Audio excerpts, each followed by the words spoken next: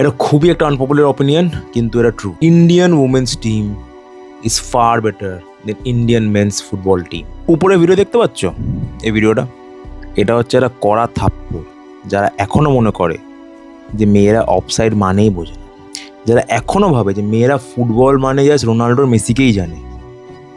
এরা হচ্ছে আমাদের national team, south Asian football federation cup আবার জিতল। কিন্তু অবভিয়াসলি তোমরা হয়তো এভাবে জানবেও না, বিকজ তোমরা এখনো মনে করো যে মেয়েরা তো ফুটবল মানেই বোঝে না। একটা ইন্টারেস্টিং ফ্যাক্ট বলি, খুব ইন্টারেস্টিং ফ্যাক্ট। ইন্ডিয়ান মেন্স টিমের র্যাঙ্কিং কত জানো? 141। আর ওমেন্স টিমের র্যাঙ্কিং 68, হাফেরও বেশি। এমন অনেক দেশ হয় যেখানে ওমেন্স টিম না মেন্স টিমের দিয়ে বহুত ভালো খেলে। নেক্সট উইকে যখন ইউএসএতে ওপেনিং সেরেমনি হবে, দেখবে কয়েকটা মহিলা দাঁড়িয়ে থাকবে। অবভিয়াসলি অনেকে যারা তোমরা ফুটবল ফ্যান তারা চিনবে, যারা ফুটবল ফ্যান না তারা অবভিয়াসলি চিনবে না। ওই দেখবে কয়েকটা মহিলাকে দেখে না পুরো স্টেডিয়াম স্ট্যান্ডিং ওভেশন দেবে,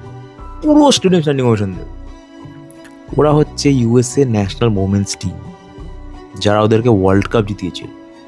আর এত মারাত্মক খেলেছিল না, ওয়ার্ল্ডের যে কোনো মেন্স টিম ওদেরকে দেখে আজ অব্দি সেলিউট করে। এটা খুবই একটা আনপপুলার অপিনিয়ন, কিন্তু এটা true. Indian women's team is far better than Indian men's football team. Prove me wrong. Cause আজকে যদি একটা ওমেন্স টিমের সঙ্গে মেন্স টিমের ম্যাচ লাগানো হয়, আমি লিখে দেবো ওমেন্স টিম মেন্স টিমকে ধুইয়ে দেবে, পুরো ধুইয়ে দেবে।